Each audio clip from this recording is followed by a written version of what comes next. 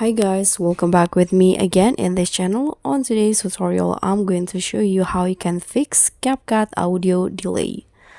So if apparently your video is not sync with the audio, or it is delayed or something, here's how you can fix it. First, you need to extract the audio first from the video, so separate it. So let's just click on the video and find the extract audio options, this one.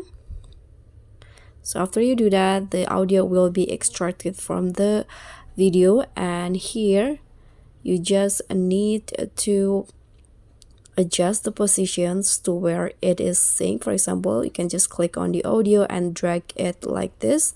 Then you can play the video again to see if the problem is fixed, or to see if the audio is now synced with the clip. So that's all for me. Thank you so much for watching. Don't forget to like, comment, and subscribe. Also click on the thanks. Bye.